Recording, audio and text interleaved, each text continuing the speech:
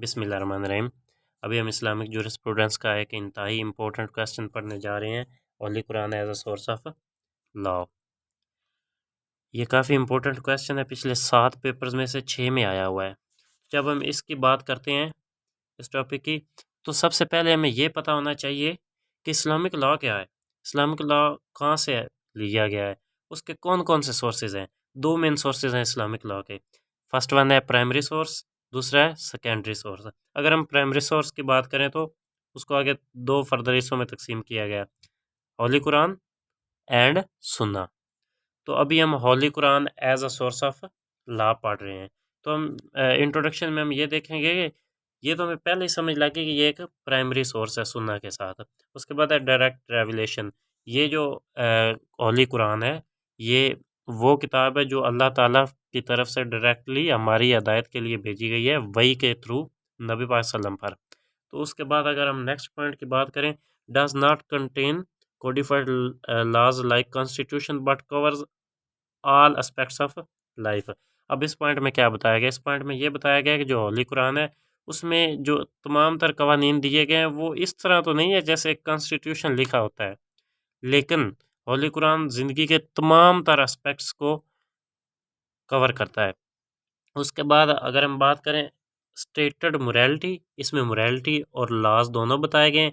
And guides अस, और हमें guide किया गया है in spiritual and worldly matter, हमें रूहानी और दुनियावी दोनों जो मसाइल हैं उनके बारे में आगाह किया गया, गाइड किया गया, एज वेल एज इंडिविजुअल, चाहे वो आप अकेले का इशू है, and collective aspects of life, चाहे आपकी ज़िंदगी के अकेले बंदे का कोई इशू है या तमाम लोगों का कोई इशू है, तो कुरान पाक में उसके बारे में गाइड किया गया है। उसके बाद first source of Islamic law, कि इस्लामिक लॉ जो है उसके सबसे पहला सोर्स ये, अगर कोई भी कानून देखना हो तो सबसे पहले, या कोई भी मसला मसाइल देखना हो तो इस्लाम के अंदर सबसे पहले कुरान पाक के अंदर देखा जाता है। उसके बाद विदाउट एनी डाउट, किसी शक व शुबा के बगैर, recipe of success in this world, कि कुरान पाक आपको दुनिया में कामयाब होने के तरीके बताता है कि आप किस तरह कामयाब हो सकते हैं।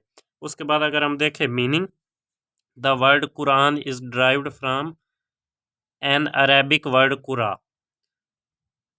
जिसका मतलब क्या है, it is used in two 2 meanings. ये 2 तरह के मैन्यू में इस्तेमाल होता है। फर्स्ट वन है टू रीड, कि जिसे पढ़ा जाता है, a thing which is read, या ऐसी चीज़ जिसे रीड किया जाता है। उसके बाद थर्ड नंबर पे हम डेफिनेशन की बात करते हैं। डेफिनेशन क्या है, Quran is the book revealed to the messenger, Quran एक किताब है जो नबी पाक सल्लम मैसेंजर ऑफ अल्लाह मोहम्मद सल्लम, जो मोहम्मद सल्लम की तरफ भेजी गई, एज रिटन इन मुसाहिफ एंड ट्रांसमिटेड टू अस, इस मुसाहिफ में लिखा गया और हमारी तरफ ट्रांसमिट हुई, फ्राम हिम, उनकी तरफ से, मतलब उन पर नाजल हुई और उन्होंने रिटन फॉर्म में हमारी तरफ, मतलब नबी पाक सल्लम ने रिटन फॉर्म में हमें ये किताब दी, through an authentic continuous narration without doubt, कि किसी शक व शुबा के बगैर जो डायरेक्ट नरेशन थी जो अल्लाह ताला की तरफ से भेजी गई थी वो हमारे तक पहुंची।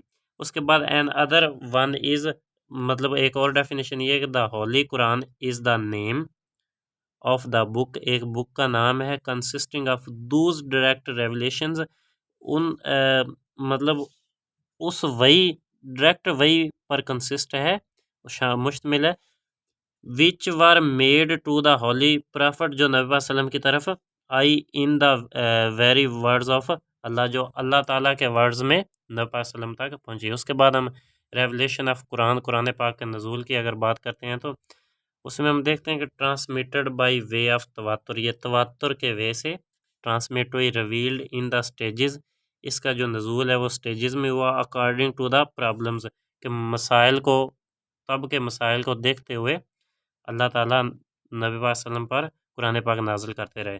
उसके बाद रिवील्ड इन 23 ईयर्स, अप्रोक्सीमेटली 23 साल में ये नाजिल हुई। उसके बाद इसमें जो 86 सूरज रिवील्ड इन मक्का, नबी पाक सल्लम मक्का में मौजूद थे जब 86 सूरज वो नाजिल हुई, उन्हें मक्की कहा जाता है। और बाकी की जो 28 रिवील्ड इन मदीना, वो मदीना में नाज़िल हुई, उन्हें मदनी कहा जाता है। उसके बाद है first revelation came at the age of 40। जब नबी पाक सल्लम की एज 40 साल थी तो फर्स्ट जो रेवलेशन जो पहली दफ़ा नज़ूल हुआ वो नबी पाक सल्लम की 40 साल की उम्र में हुआ। फॉलोइंग वर्स ऑफ सूरा अल अलक वाज रिवील्ड। ये पहली आयत थी जो नबी पाक सल्लम पर नाज़िल हुई। Read in the name of Lord who create the man from a clot. ये तो हमने रेवलेशन ऑफ कुरान देख लिया। अब हम देखते हैं contents of the Holi Quran कि होली कुरान के अंदर कंटेंट कैसे है और क्या क्या है। जो फर्स्ट वन हम बात करते हैं वो है स्टोरीज़। स्टोरीज़, अब इसमें हम क्या देखते हैं कि कुरान पाक के अंदर काफ़ी सारी चीज़ें स्टोरीज़ के मतलब स्टोरीज़ की शक्ल में बताई गई हैं और उनमें बताया गया है कि पिछली जो आपसे कौमें थीं उन्होंने क्या काम किए, किस तरह किए और उन्हें क्या सज़ाएँ दी गईं। इसमें हज़रत इब्राहीम अलैहिस्सलाम की, हज़रत मूसा अलैहिस्सलाम की, हज़रत ईसा अलैहिस्सलाम की, हज़रत यूसुफ़ अलैहिस्सलाम की, मुख्तलिफ़ अंबिया किराम की स्टोरीज़ मौजूद हैं। उनमें सज़ाएँ-जज़ाएँ सब कुछ बताया गया है। उसके बाद बताया गया सीन एंड अनसीन। तो इसका क्या मतलब? इसका मतलब ये है कि इसमें ऐसी चीज़ें बताई गई हैं जो दुनिया में लोगों ने देखी भी हैं और ऐसी भी चीज़ें हैं जो दुनिया में लोगों ने नहीं देखी। मिसाल के तौर पर नबी पाक सल्लम की अमली ज़िंदगी लोगों ने देखी है, उसके बारे में बताया गया है। और अनसीन का मतलब ये है कि जैसे अल्लाह पाक को किसी ने नहीं देखा हम इंसानों में से, और फरिश्तों पर हम ईमान लाते हैं, उनको भी हमने नहीं देखा, तो इनकी बात की गई है। उसके बाद अगर हम बात करें create of universe, creative universe मतलब कायनात की जो क्रिएशन हुई है उसके बारे में बात की गई है। उसके बारे में बताया गया है कुरान पाक के अंदर कि इसका मकसद क्या है, इसको क्यों बनाया गया है। इसके बारे में इन डिटेल बताया गया है कि इसमें ज़मीन है या चाँद है या सितारे हैं या फिर जन्नत के बारे में बताया गया है। पूरी यूनिवर्स के बारे में कुरान पाक में बताया गया है। उसके बाद है कोड ऑफ लाइफ। जो होली कुरान है वो इंसान के ज़िंदगी का एक complete code of human behaviour, human goods, injections and teachings in regards to social, lawful, economic and political matters. मतलब आप ये कह लें कि इंसान की ज़िंदगी का कोई भी हिस्सा हो और वो कोई भी काम कर रहा हो तो कुरान पाक उसे अच्छी तरह गाइड करता है। उसके बाद अगर हम बात करें काइंड्स ऑफ वर्सेस, तो इसकी दो मेन काइंड्स हैं, मुहक्कमात, मुताशाबिहात। जो फर्स्ट वन है उसमें ये चीज़ें बताई गई कि ऐसी वर्सेस जो क्लियर हों और प्रिसाइज हों, जिनमें कोई भी चीज़ समझने वाली ना हो, सीधा-सीधा मतलब उसका वाज़ेह हो रहा हो। जैसे अब एक जगह पे ये फ़रमाया गया कि अगर आप कोई भी मैं अपने वर्डिंग में बता रहा हूँ, मुझे एग्ज़ैक्ट वर्डिंग तो नहीं याद, मफ़हूम ये बता रहा हूँ कि अगर आप कोई भी कॉन्ट्रैक्ट या कुछ इस तरह की बात करते हैं तो उसे आप लिख लें। तो इसमें अब कोई शक-व-शुबे वाली बात नहीं है।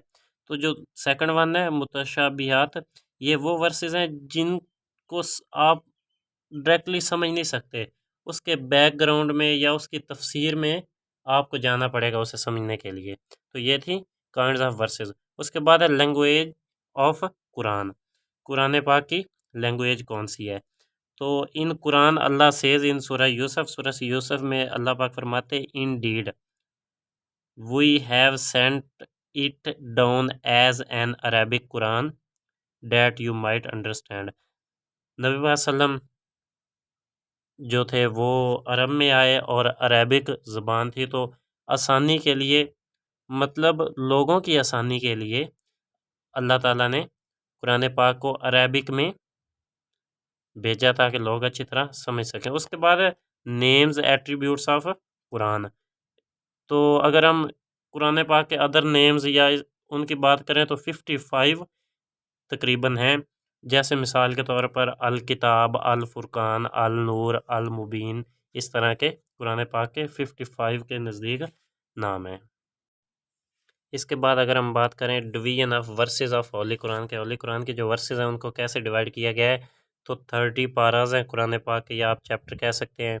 उसके बाद 114 सूरतें हैं कुरान पाक में, 6666 वर्सेस हैं, आयात हैं, और कई जगहों पे 6346 का जिक्र है। वो बिस्मिल्लाह जो एक वो भी आयत बनती है, कई लोगों ने उसे काउंट किया और कई लोगों ने उसे इन आयात में नहीं काउंट किया, या और कोई छोटी आयात हैं। उसके बाद अगर हम देखें अहकाम इन द होली कुरान के अंदर अहकाम हुक्म क्या क्या क्या दिए गए, दो मेन उनको दो तरह से कैटेगराइज किया गया है, हुक्म तकलीफ़ी और हुक्म वादी।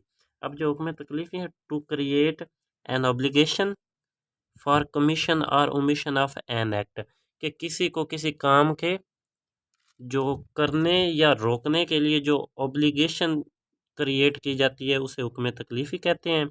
और दूसरी है कि मतलब कोई भी एक्ट करने से पहले उसको जो बताया जाता है। तो जो हुक्म वादी है वो है to provide criterion for judging whether an act perform is valid और नॉट, कि कोई भी एक्ट जो परफॉर्म किया गया है उसके बाद उसे देखा जाता है हुक्म वादी में कि वो वैलिड है या नहीं वैलिड। उसके बाद अगर हम बात करें कंप्लीट कोड ऑफ लाइफ, तो अप्रोक्सीमेटली 200 ऐसी वर्सेस हैं जो इस्लामिक लॉ बनाती हैं। कुरान पाक के अंदर 200 ऐसी वर्सेस हैं जो इस्लामिक लॉ के बारे में बात करते हैं, जिनके अंदर लीगल ऑब्लिगेशंस की बात होती है। तो इनको 5 हिस्सों में कुछ इस तरह डिवाइड किया गया है कि जो 70 वर्सेस हैं वो फैमिली और इनहेरिटेंस लॉज के बारे में है, कि फैमिली के लॉज मतलब इश्यूज मैटर किस तरह सॉल्व किए जाएंगे, और इनहेरिटेंस के तो 70 आयात उसके लिए। उसके बाद है 70 versus on obligations and contracts, मतलब 70 आयात ऑब्लिगेशन और कॉन्ट्रैक्ट वगैरह के कवानीन के लिए हैं। उसके बाद 30 versus on criminal law, criminal जितने भी लॉज हैं वो 30 वर्सेस उसके बारे में हैं, मतलब 30 वर्सेस में क्रिमिनल के बारे में बताया गया है। उसके बाद 20 वर्सेस ऑन प्रोसीजर, कि आपने प्रोसीजर किस तरह करना है, आपने किस काम का या किस सज़ा को किस तरह अमली तरीके से देना है, या प्रोसीजर किस तरह करना है, उसके बारे में 20 वर्सेस हैं। उसके बाद 10 वर्सेस ऑन अदर मैटर्स, बाकी जितने भी मसले मसाइल हैं लॉ के रिलेटेड उनके बारे में भी 10 आयात हैं। अब हम नेक्स्ट हेडिंग देखते हैं, स्टेट अफेयर्स। ये नहीं है कि कुरान पाक सिर्फ एक मज़हब की हद तक महदूद है। कुरान पाक इंसान को ज़िंदगी के हर एक शोबे में मदद करता है। तो इसी तरह जो स्टेट के जो एक कंट्री के अफेयर्स होते हैं उनके बारे में भी फरमाया गया है कुरान पाक के अंदर। सबसे पहला पॉइंट है sovereignty. Sovereignty is for none but Allah almighty alone, कि जो हकमियत आला है वो किसी के लिए नहीं है सिवाय अल्लाह ताला के। उसके बाद है code of laws in an Islamic state. इसमें फरमाया गया है सूरत अल अराफ में follow only that what has been revealed to you, कि सिर्फ आप उसे फॉलो करें जो आपकी तरफ नाजल किया गया है, बाय योर अल्लाह अलमाइटी, आपके अल्लाह अलमाइटी अल्लाह कादिर मुतलक की तरफ से जो आपकी तरफ नाजल किया गया आप सिर्फ उसे फॉलो करें। उसके बाद है entire ummah shall take part in government, कि पूरी जो उम्मत है वो गवर्नमेंट के अंदर या हुकूमत के अंदर हिस्सा लेगी या उसमें शामिल होगी। उसके बारे में फरमाया गया कुरान पाक के अंदर, you are the ummah raised for the good of all mankind, कि आप वो उम्मत हैं जिसे तमाम इंसानियत की बेहतरी के लिए बनाया गया है या रेज़ किया गया है। योर रिस्पॉन्सिबिलिटी, आपकी ज़िम्मेदारी, is to enjoying right and to forbid the wrong, के आप अपने राइट्स को इंजॉय करें और जो तमाम तर गलतियाँ या रॉन्ग्स हैं उनसे इनकार करें और उन्हें रोकें। उसके बाद है system based on consultation, all affairs shall be settled by mutual consultation, के तमाम तर जो मसाइल उन्हें बामी इत्फाक से हल कर लेना चाहिए, वो सूरत अल शुरा में फरमाया गया। उसके बाद है Quran as a source of law. इसमें सबसे पहले है एब्रोगेटिंग वर्सेस, के एब्रोगेटिंग वर्सेस कौन सी हैं, ऐसी वर्सेस जिनमें ये फरमाया गया है कि आप लोगों को उनके बैड कस्टम्स से रोकें। जैसे मिसाल के तौर पर गैम्बलिंग, ड्रिंकिंग, मतलब कोई जुआ या जैसे शराब पीना, इस तरह की चीज़ों, एक एक वो इस तरह की आयत है एब्रोगेटिंग जिनमें लोगों को बैड कंपनी और बैड कस्टम से रोका गया है। उसके बाद है वर्सेस अफेक्टिंग सोशल रिफॉर्म्स। इसमें यह बताया गया कि जितने भी सोसाइटी के इश्यूज हैं उनको कैसे सेटल करना है, मतलब उन पे भी आयात नाजल हुई हैं कि आपने सोसाइटी के अंदर वोमेन का क्या स्टेटस है, क्या मुकाम है, इनहेरिटेंस और सक्सेशन, और इनके बारे में बताया गया है। उसके बाद है वर्सेस प्रोवाइडिंग द राइट्स। इसमें माइनॉरिटीज़ या जितने भी मुसलमान या फिर औरतें और उनको जो हकूक़ दिए गए हैं उनकी बात की गई है। उसके बाद है पेनल वर्सेस। पेनल वर्सेस में जितनी भी सज़ाएँ हैं उनके बारे में बात की गई कि आप मतलब आपने कौन कौन सी सज़ाएँ देनी है, किसको देनी है, किस तरह देनी है। उसके बाद है लीगल वर्सेस। लीगल वर्सेस में डायरेक्टली रिलेट किया जाता है कि आपने किस तरह कॉन्स्टिट्यूशन बनाना है, आपने किस तरह नए अगर कवानीन की ज़रूरत पड़ती है तो किस तरह बनाने हैं। इसके बारे में लीगल वर्सेस नाज़ुली, मतलब लीगली तौर पे जो भी इश्यूज़ आ रहे हैं उनके बारे में भी रहनुमाई की गई है। उसके बाद अगर हम बात करते हैं the importance of the Holi Quran, कि कुरान पाक की इम्पोर्टेंस क्या है, अहमियत क्या है, उसकी ज़रूरत क्या है। तो इसमें जब ये फरमा दिया गया है कि जो इस्लाम या होली कुरान है वो आपके कंप्लीट कोड ऑफ लाइफ है, तो इसमें आप लिख सकते हैं कि हमें दुनिया के हर एक चीज़ में, हर एक मौके पर, हर एक काम में कुरान पाक से रहनुमाई की ज़रूरत है। तो ये आप इसकी अहमियत में लिख सकते हो। उसके बाद conclusion, to conclude I can say that, तो कुरान पाक के बारे में जो जो आप जानते हैं या जो आपको समझ आई है, तो आप इस सारे क्वेश्चन का निचोड़ लिख सकते हैं। तो ये था आज का क्वेश्चन, उम्मीद करता हूँ आपको समझ आई होगी। मिलते हैं अगले क्वेश्चन में, तब तक के लिए अल्लाह हाफ़िज़।